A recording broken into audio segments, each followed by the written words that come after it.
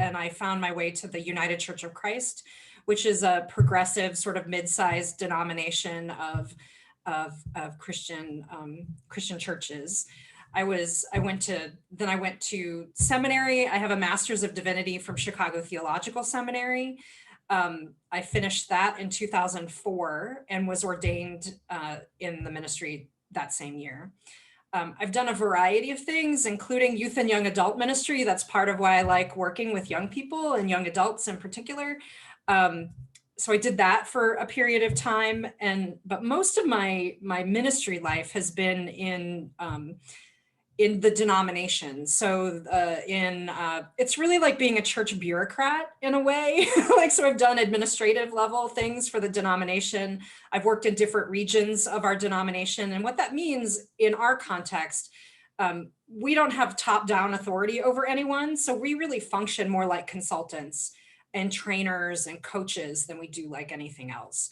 Because I possessed, as a staff person there, possessed no ability to tell anybody what to do. It just doesn't work in that culture. So I've been doing, for more than a decade now, in that context, did coaching and coaching, consulting, training for local churches.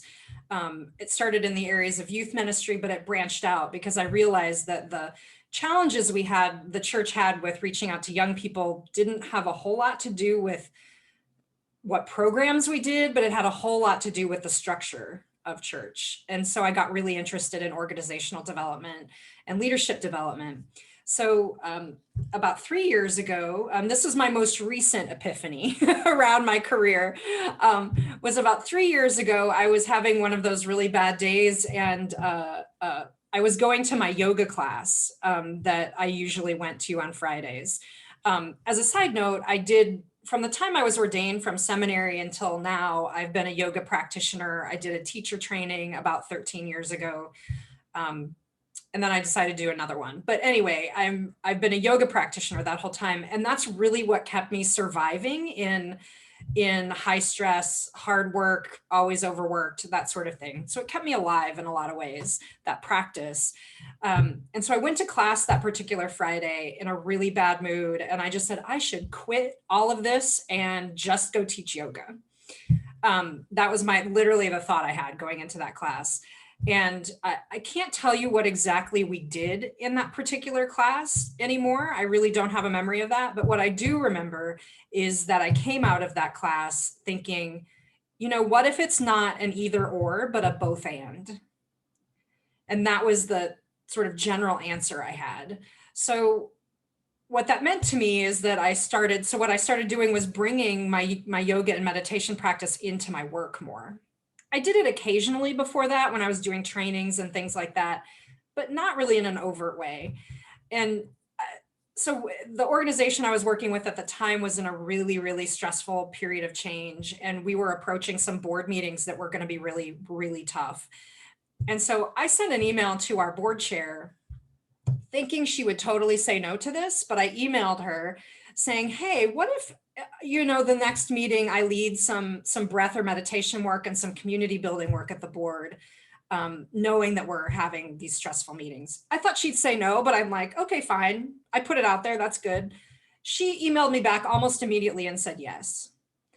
And so we did that. And those meetings were still really, really hard. And the decisions they had to make were really, really hard in those moments.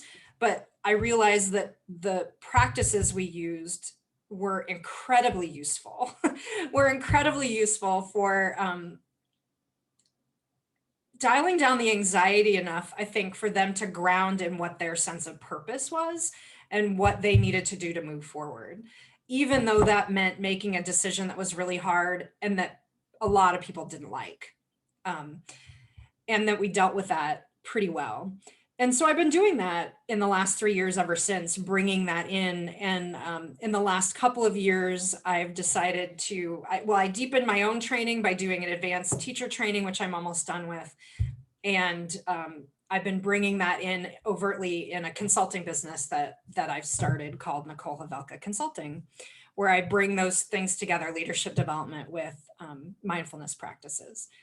And the reason I would love to talk with you all today is partially because, as I've mentioned, I've had like these a series of like revelations about what I should be doing with my life. And usually the answer is both and. It's usually the answer is like merging something together in a new way that I'm interested in, which is hard. But this work of sort of discerning what your purpose is in the moment is a lifelong work. And I kind of wish someone had given me some tools earlier on for being able to do that, like tune into what my purpose is and what I should be doing. And obviously there's a few of you here. So some of you are also interested in that question, which delights me. So that's my story. I'm happy to, so here's just what I thought. This is just a conversation. You all I'd be curious to hear you all and where, how that question lands for you. Like I've been asking the question is like, what is your work in the world right now? Which I think a lot of people are asking because the times we're in are so strange and forcing us to change in really profound ways.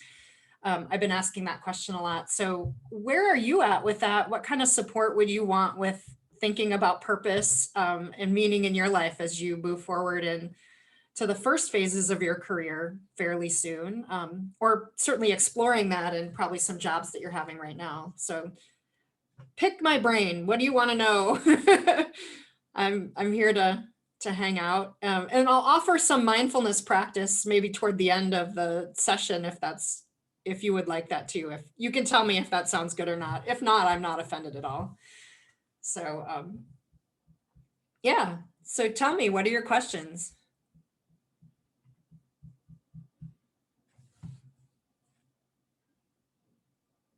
Yeah. Oh, Sophia. Sorry, I'm not used to looking for hand raising.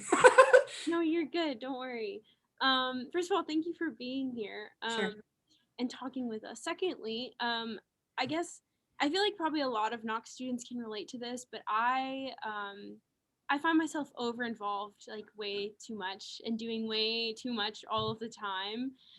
But it's like part of the way I kind of like keep myself grounded at the same time. It can just become overwhelming. And so I think that a lot of times it's easy to get caught up in this idea that, oh, I just need to get to the next thing. Like I just need to get done with this. I just need to get the next thing. So like how do you both balance having a busy lifestyle and still feeling like fulfilled in the things you're doing on a daily basis, and feeling enriched by all of those things, I guess. Yeah. Wow, that's a good question.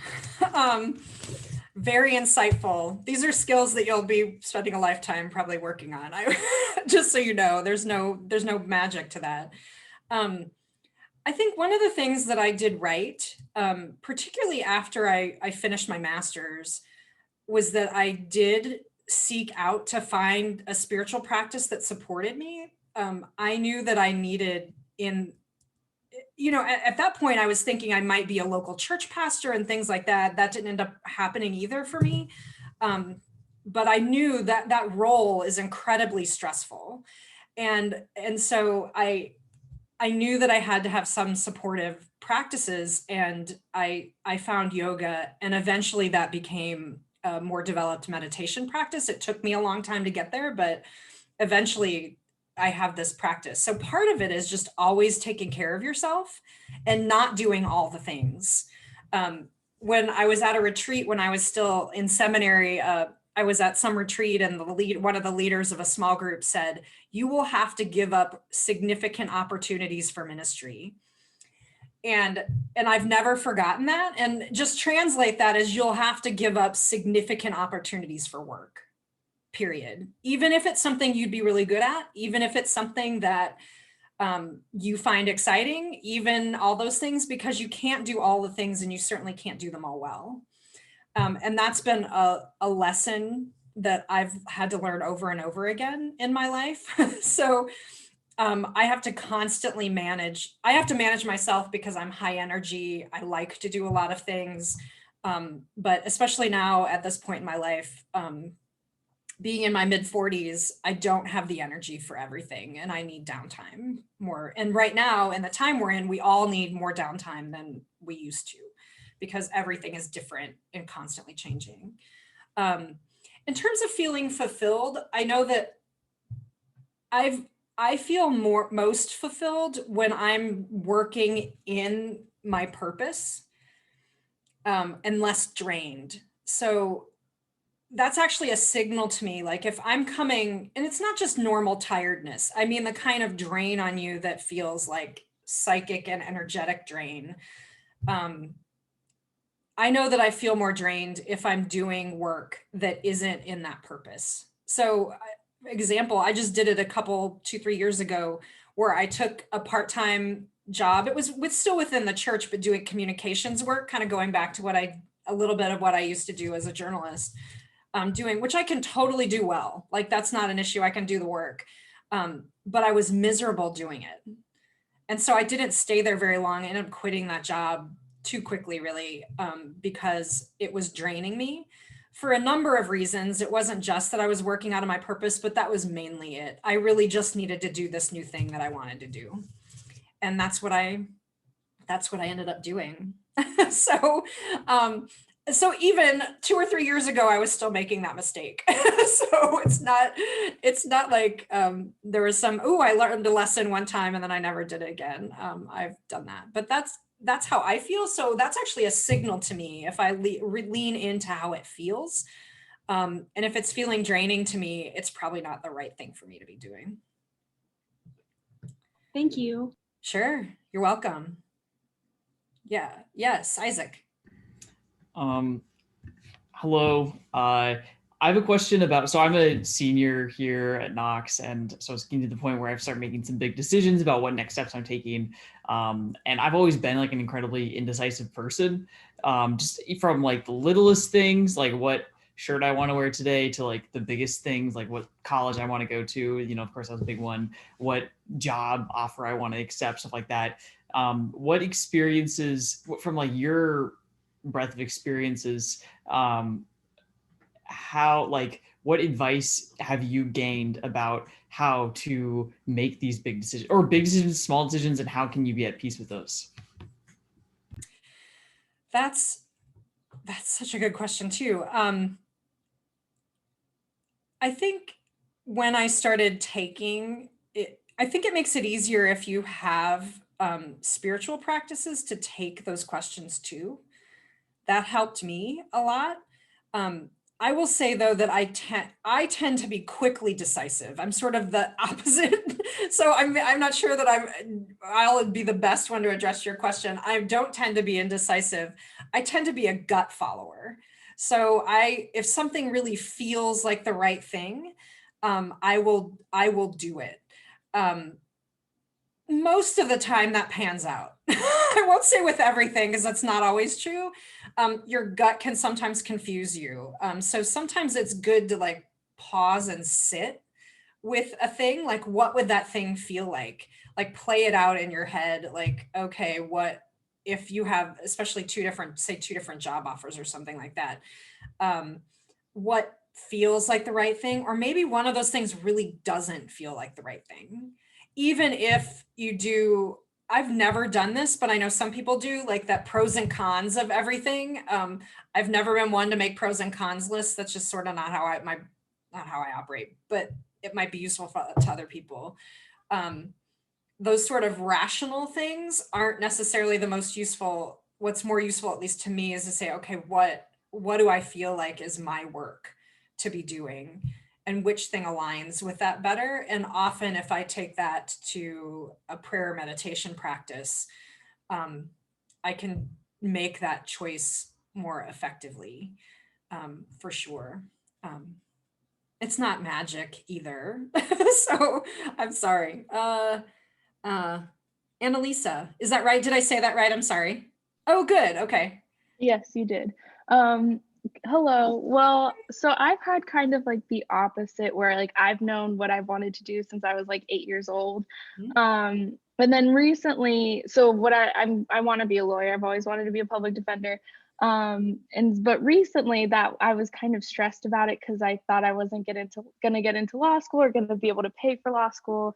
And now that's kind of changed, but it started me thinking about like, oh, well, I've had this one thing in mind for so long, like, what do I do? So now I'm kind of like, I still want to be a lawyer, but I want to like, I'm trying to think about like new opportunities, but I don't even know where to start. with that because I've been like, I wanted to be a lawyer my whole life. Like everything has set me up for that. So like, I don't really have many experiences outside of like law. Sure. I would just say do a lot of random weird stuff.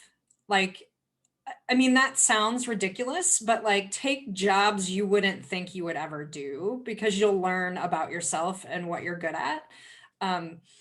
I mean, I'm sure that like Eric or Kendra or others on this call who have been through this know that those early jobs you take that you sort of take because that's all you can get, or like that you're just doing because it's a summer gig or whatever, teach you about what you are good at or not good at, or what you like and don't like. And it'll lead to other things. I would also say just keep doing things like that and hearing people's stories, because you're going to be exposed to people who have done a variety of jobs and things that you're like, oh, I didn't even know that existed, right? At your point in your life, there's no way you could have known like a fraction of the kinds of work that are out there. So I'm guessing that the passion that you have for law and being a public defender could translate into probably 100 other things easily. I'm not sure what those are because that's not my field, but I'm sure they're out there. So go talk to some lawyers is what I would say. I bet that Kendra or Eric could find you some in the alumni network. I know some in the alumni. I know I went to school with some who are now lawyers, as a matter of fact. So they can probably point you in that direction too. Thank you. Sure. Yeah, Sarah. Hi, thank you for talking with us all today. I am a recent alum, so class of 2020, and I guess my question kind of follows up from Annalisa's and from your response, because I am currently working one of those random jobs that I found through Handshake, which was super helpful and, you know, got me through the pandemic up until this point. But I guess my question would be how you balance the desire to like follow your dreams and live a mindful life with the need for financial security, which is really difficult to answer. But like I'm enjoying my job right now, but I also regularly feel like quitting and becoming a yoga teacher, like and just doing that, you know. And then I'm like, oh no, I have bills. Yeah. So I guess how you kind of balance that in your own life or in your own mind. Well, that's hard, and I'll say that's a particularly challenging question for me all the time because I'm single, and so I don't have any other sorts of income besides my own. It would be easier if I were partnered and had another source of stable income, which I don't. So that's a factor, right? And that'd be probably a factor for most of you when you're young too. So I think I almost always try to lean toward doing the thing that really makes me happy and feels like it's the right fit, even if it's not the most financially secure choice. I mean, starting this business is not the most financially secure choice for me at all. And I was doing it before the pandemic hit, but particularly in a pandemic when everyone's really scattered, and even if they have money, they don't even know what to spend it on because they can't make decisions right now.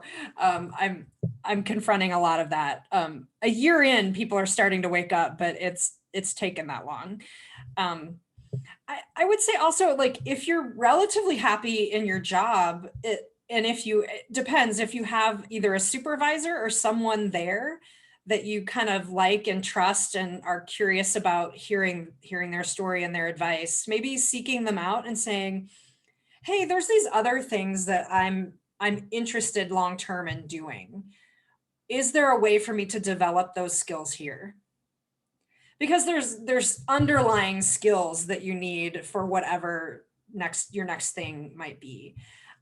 So that may not be your direct supervisor, but there might be someone within the organization that you can reach out to about that. And and it'll depend what their response is will be telling about the organization too. Like if they have no idea what to do with that question, then this may not be a place you want to stay for very long. But if they say, oh yeah, that's an interesting question, let's think about that. and that'll probably keep you there a little bit longer if they actually respond that way, I would say. Thank you. That's the best I can come up with. Yeah. Oh, I saw a hand there. Alexandra. Hello, Yep. thank you so much. Hi, sure. I was curious if like through your career you've ever experienced periods of burnout, and like if so, like how do you sort of like reckon your purpose you find in your work when you have to like extremely manage your expectations of yourself and sort of like shift the focus on like taking care and things like that? Yeah. That's also a really good question. I mean, the story I told earlier about like 3 years ago when, when I was at that place of saying I'm ready to quit what I was doing and go teach yoga, that was probably a moment of burnout. And I've realized since then, and I even have done some interim work in this level of church organization since then, like, I mean, I was too burnt out on it. I was done. Like, I can't do it anymore. So some of the solution, I think, is always caring for yourself and being really, really intentional about that. I really can't say that enough. Like that you eat and sleep well, that you get enough exercise, that you have whatever the practice is that helps you, the bigger practices that you need to kind of keep your energy up that aren't work. That's really, really important, and honestly helps your work. There's all kinds of research about how time away and doing things actually helps boost creativity and problem solving skills and things like that. So it actually helps your work to not be working, quite frankly, because it gives your brain a break from the thing that you do. I think that's really, really important, but then also just always feeling in to, how does this thing that you're doing make you feel? And if you have, at least for me, it comes as like sort of this heavy feeling of dread about the work that I need to do. And then it's hard to motivate doing it. Now we all have moments like that when we're tired, but I mean, if it's persistent, I think that's a signal that you may not be in the thing that you need to be doing anymore, or maybe you've just run out, like it may not even be all out burnout. It may just be like, it's time to do something different. Sometimes people just sort of run out like, yeah, what I needed to do here is done. And they need to find someone else to carry this forward in a new way, because I can't do that anymore. And having the wisdom to discern that. Again, I think having those periods of time away from it is so helpful. So just don't work all the time. I keep saying that like in 40 different ways. And I have to say it to myself constantly all the time, even at this point in my life. Anyone else?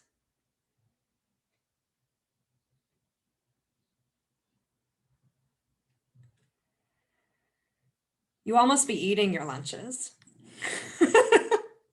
It's all right. I just wanted to know, good to elaborate on that too, Nicole. I think you make a good point about knowing what your limits are in terms of, mental, physical tiredness, emotional tiredness, and being able to, like it takes time, whatever else. And like you said, even at our age, whatever else, it's never fully, I wouldn't say you can necessarily get to a point where you're just like, oh God, everything's fixed now. Like it's nothing like that. It's a constant, battle, even, 20, 30, 40 years down the road. But I think also maybe, like setting like limits for yourself, sometimes it helps, like I'm going to study, or I'm going to work until, this time, whatever else. And then I'm going to either give yourself a break if it's a job, whatever else, where there's just work that has to be done, whatever else. And, even if it's after hours, whatever else, but, make sure that you're taking that hour outside of like in between it, whatever else, to get up, move around, and, but set limits for yourselves.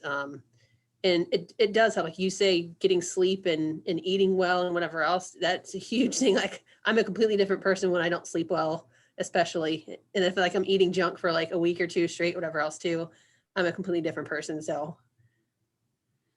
Yeah, absolutely. So I'm curious what you all are passionate about. So not just what your majors are, because I know you're used to answering as who you are as your major right now, but or your new job in the case of our alum who's on the call.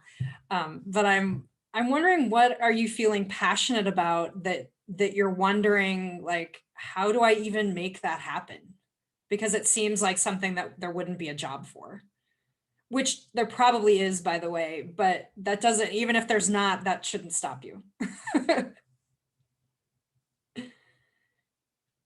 And you can chat it, or you can speak up if you want to speak up.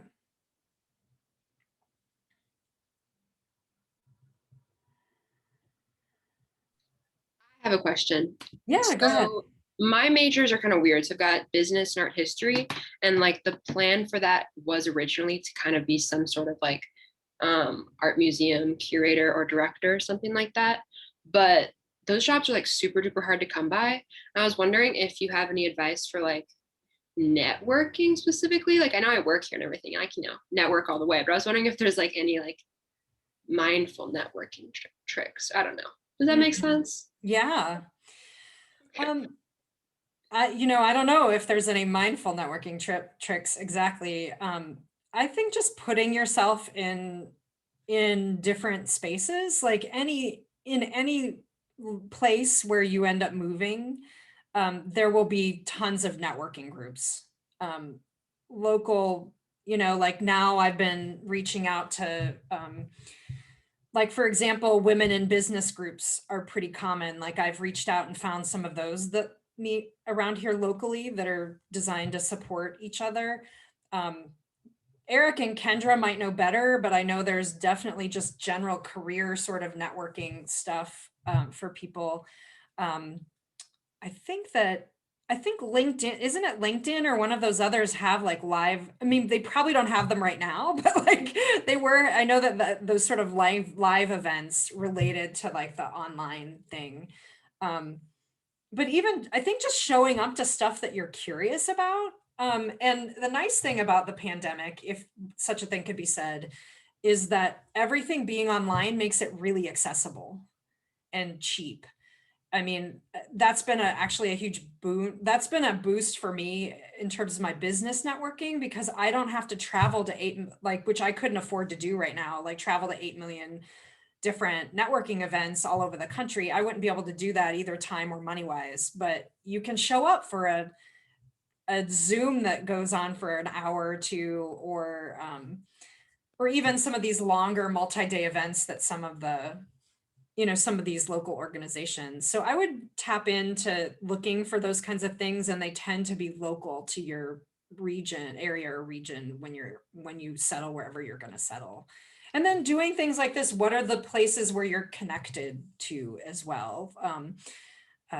This is obviously one. Your college is going to be a great source of networking, and these folks who are in this room, believe it or not, will be some of your best supporters and partners and cheerleaders in your work later in your life. So that'll be, I don't know. I'm also an extrovert and mostly willing to walk in any room. So I know that's easier for me than other people.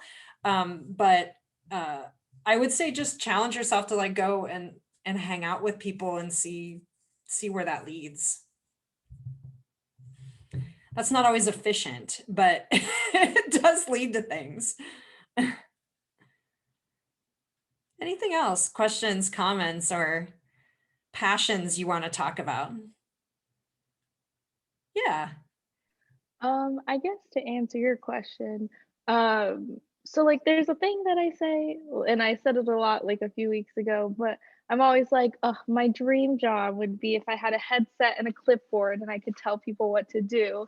But I think like in actuality, that's not really what I want to do. I mean, that does sound fun, but every time I think about like, because I was like, oh, what could I do with that? Like be an event planner or like, something like that. But then I'm always like, but that doesn't, I feel like that wouldn't fulfill me in a way that like I actually want to do. So maybe I just need to have a managerial position in whatever I do. But I think my passion, like I have a big passion for like social justice and like helping people in need.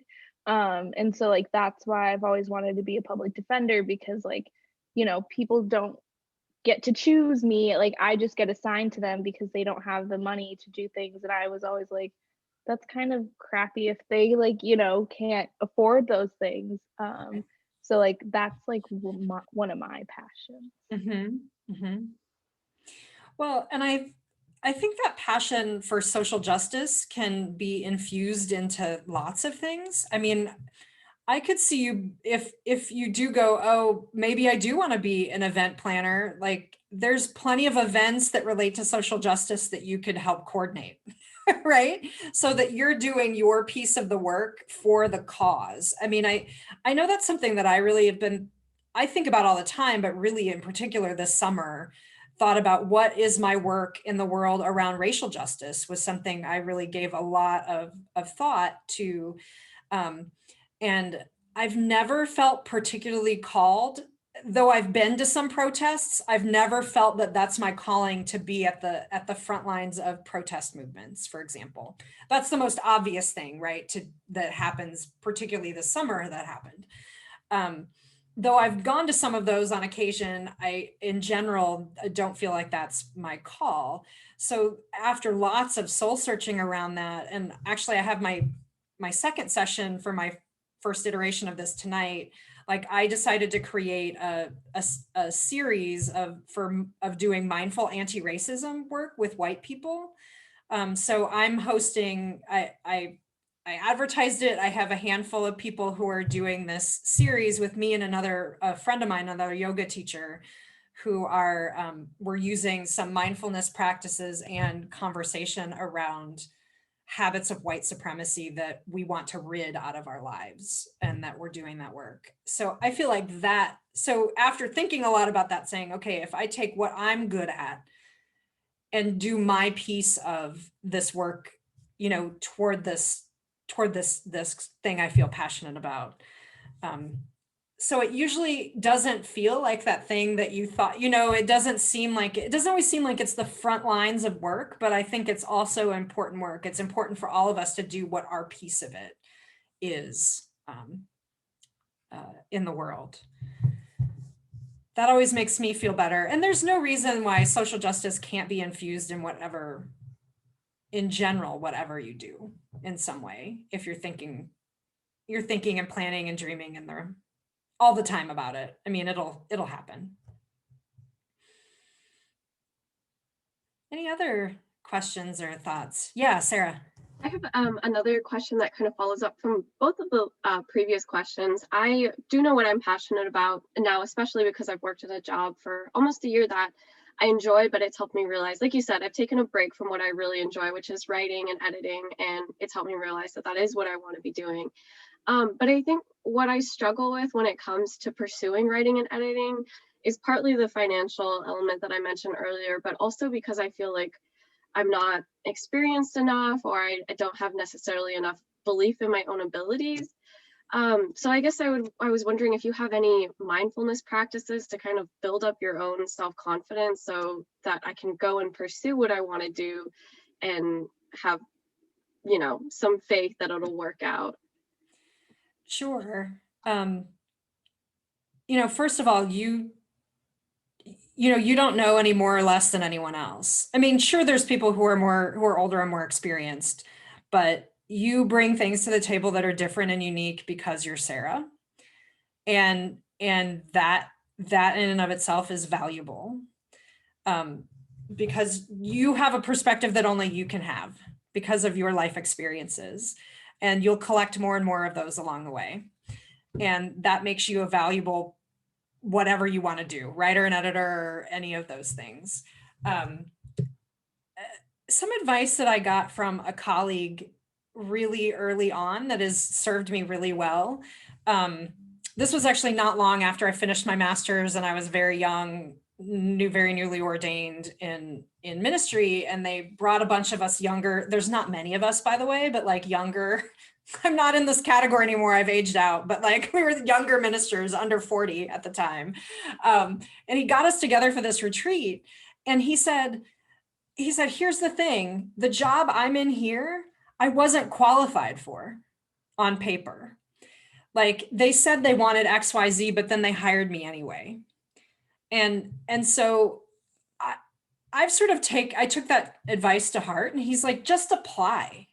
Like, what is it going to hurt? Even if you don't have the exact qualifications they technically say that they want, apply anyway, because if they find the right fit for their team, or they see something in you, maybe potential that they can mentor, they may hire you anyway for that particular role.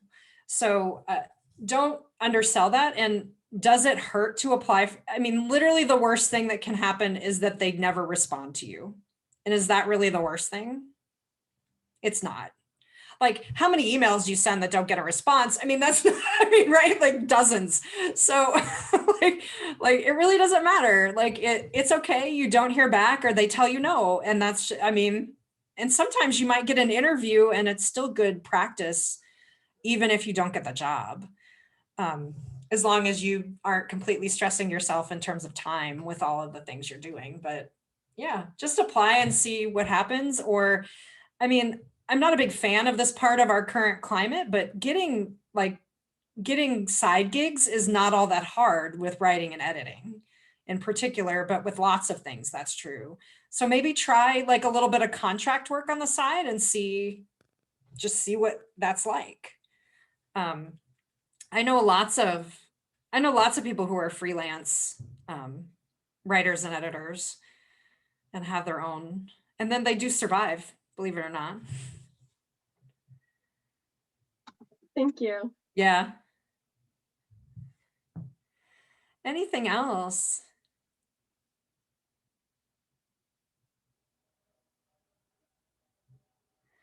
Well, if not, I see that there's like 15 more minutes. Is that still right, Kendra? Is that okay?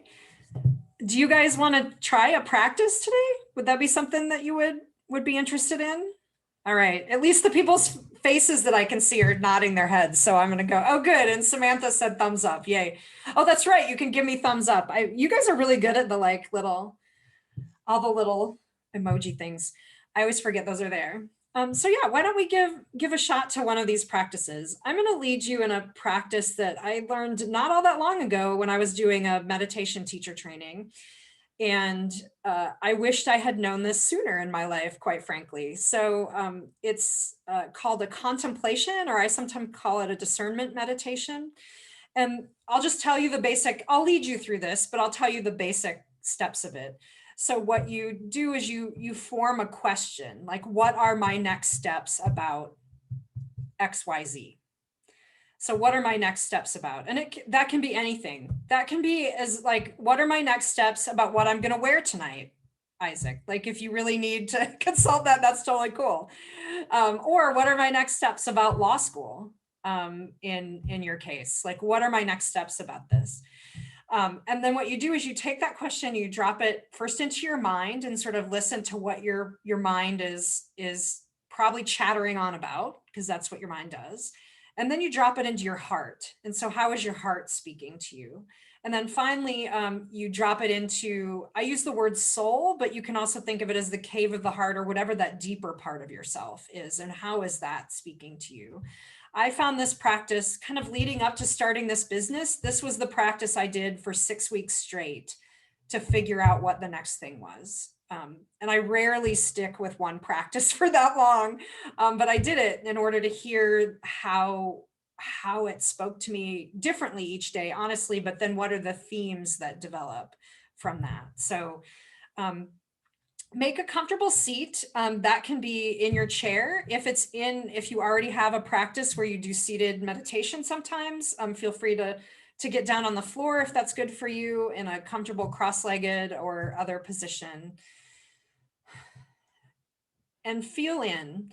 Close your eyes or soften your gaze if that's comfortable to you. Maybe set aside your device. And begin by feeling into your contact points, those points of your body that are resting against the supports beneath you, or maybe the floor. You might feel the the pressure of the fabric that you're wearing on your skin.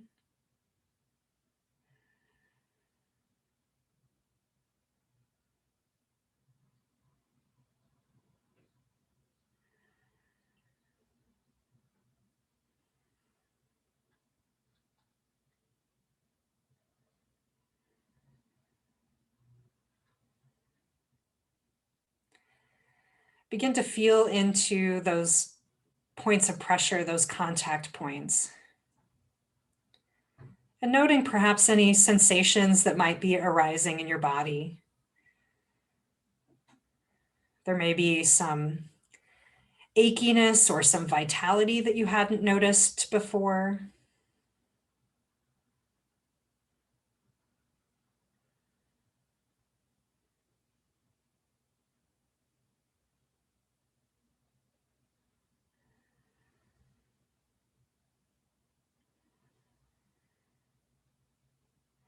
You may begin to notice the rise and fall of your breath,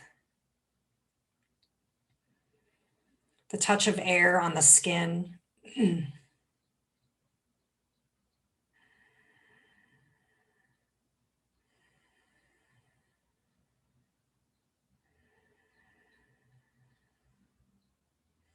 if it's comfortable, tune in to the rhythm of your breath. No need to change it or judge it, simply allowing it to be whatever it is right now.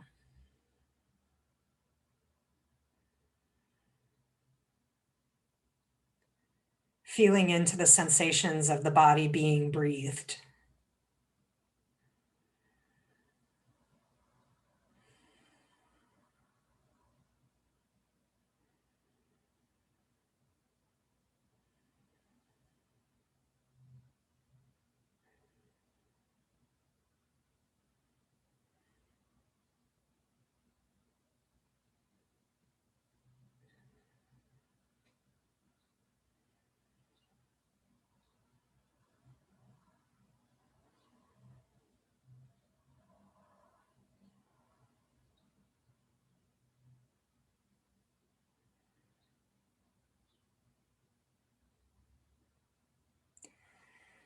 Draw into your mind's eye that question about next steps that you may want to drop in today. What are my next steps about fill in the blank?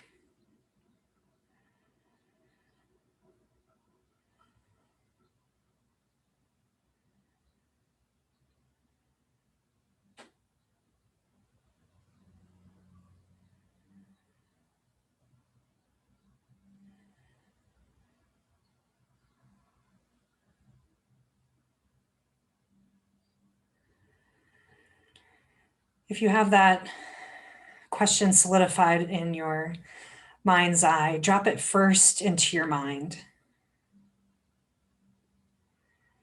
Holding it, breathing through it. Noticing, maybe without attaching, whatever comes up in the mind.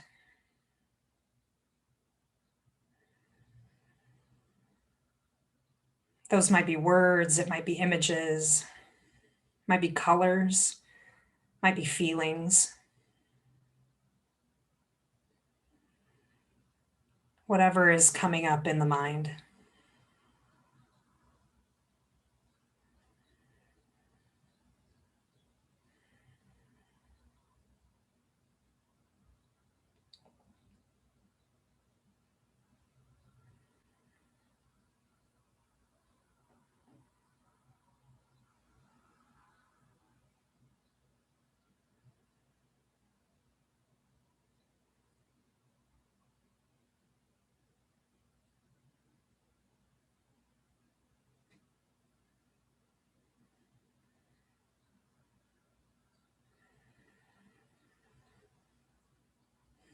Pause for a moment and note if anything particular came up that drew your attention. Tucking it away somewhere for future reflection. And then drop the question into your heart. Physically, that might feel like dropping it into the center of your chest, roughly the space of your sternum. And noting again if anything like thoughts or sensations or feelings, colors, shapes, images emerge in this time.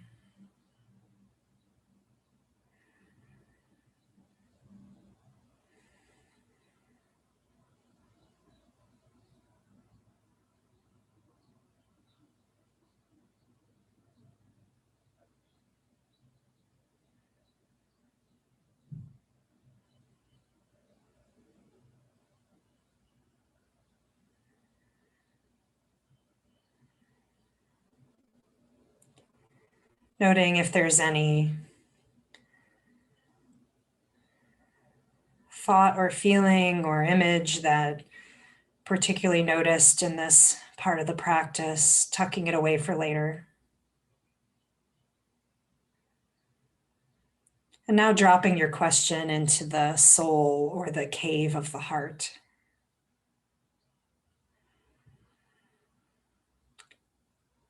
You might think of this as maybe dropping deeper into the body, maybe into the area of your solar plexus around your navel.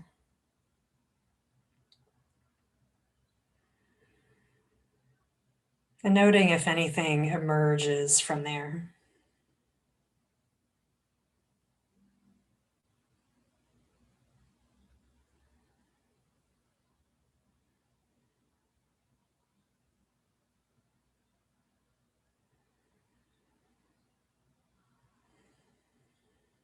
Noting if there's any images or words,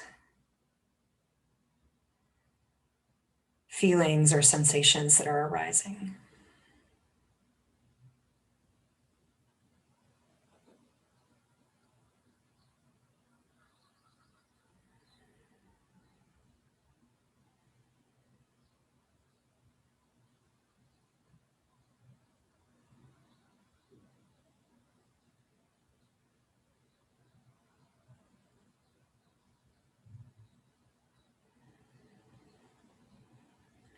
If there's one thing that garnered your attention in that part of the practice, maybe tuck that away for later examination.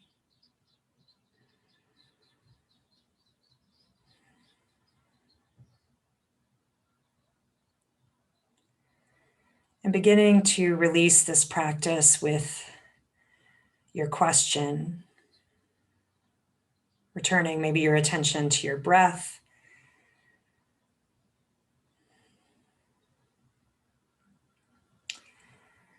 Maybe the sensations of your body and the supports beneath it.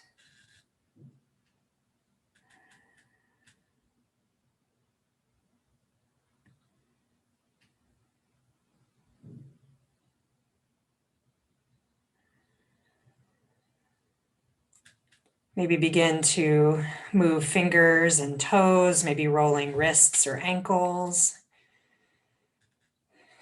rolling your shoulders, maybe turning your head side to side or up and down, and eventually fluttering the eyes open if they were closed. Coming back to the room that you're in and to the screen that's in front of you. And I left a couple minutes at the end to, if there's any other last minute reflection from that practice or anything else that came to mind that I can be helpful with, I would love to say goodbye and hear any last thought or comment that you might have.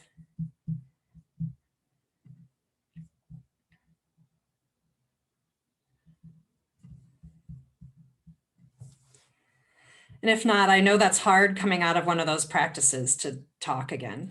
So I get it. I've been there. I have my hand Oh, raised, Isaac, so I'm sorry, I missed your okay. hand. It's okay, that happens. I liked how, like, I'm used to knowing the distinction between what my mind is saying and what my heart is saying, or like generally like heart gut, but then like going deeper and going into like the soul, that was like the part of the exercise where I was caught more off guard and I learned a lot about myself. So I like that step in it. It was like a big step. Good, good. Well, I'm glad that that was something that was not exactly your comfort zone, but it was teaching you something. That's great. That'll be a skill that'll serve you well, Isaac. Anything else that you want to share? Yeah, Sarah. I just want to say thank you for that. I've never done that kind of meditation. I also felt it was really, really powerful to try to listen to what my soul was saying. I've never done that, and I really appreciated that. Thank you. Yeah, you're welcome. I wish I had known it earlier in my life too. So I only learned it about 3 years ago. Yeah. And yeah, Alexandra. Yeah, I agree with everyone. I think I realized that my question was actually not what I thought it, like I was wondering something else, but I was like labeling it as a different question. Yeah, like more of like what I want to do next versus like what would like balance me like with like the different aspects of my life that give me meaning, and not necessarily like I think like when I think of terms of my job in the future, I'm like it has to be something that I'm like my sole purpose or something, but it can just be something that's more like it balances me in a good way with all the other things that I care about. So yeah, it was really helpful. I've quit thinking that we just have one purpose. I probably thought that earlier in my life, but I don't think so. I think, first of all, it grows and changes all the time, but we also, every one of us occupies different roles in life, right?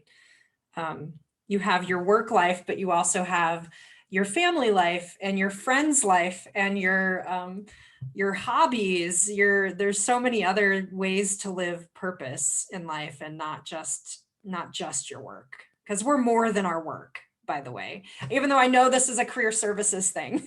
So I hope that's not too heretical in this context. I completely agree. Okay, good. We're more than our work. Yeah. Like, as much as our work is important. Yeah, as much as we enjoy what we do, there's still, so much more that makes this us. So yeah. Annalisa, thanks for joining. Everybody, thank you all for being here. This has been so much fun. This will be the highlight of my week for sure. Yeah. So. And I just want to add into, there's a free app that I use if anyone's interested. It's Nicole, you may be familiar with. It's called Insight Timer app. Yeah, I use it every day. Me too. So like I love that. So if you weren't familiar with that, it's wonderful. So yeah. And thank then you so much, Nicole. Oh, sure. And then I offer free and or low cost practices online. So I do yoga and meditation. I do a meditation of the month, which is the third Sunday night of every month, and that's always free. And I have sort of like this, I do a brown bag lunch networking event where I bring people to talk about like self-care and leadership topics all the time. Those are both happening next week, actually. It just so happens that it's the 14th and 16th this month. And then I do other restorative yoga events, and I always have a student rate for that. I always include, for those events, I usually do a cheaper rate. If you're a student or recently grad, I understand if you don't have a lot of money too. So I always offer a handful of those cheaper tickets. And even if that was too much for you for some reason, if you emailed me and said, can I do it for this? I would say yes. So just let me know. Those particular practices I want to be accessible. Thank you. And I actually your LinkedIn profile as well. Oh, great. That's perfect. Or connect with me on LinkedIn or email me anytime. I'm happy to chat. Thank you so much for doing this today. I enjoyed the meditation. Awesome. Thank you. I enjoyed it too. Have a good day. All righty. Bye-bye. Bye.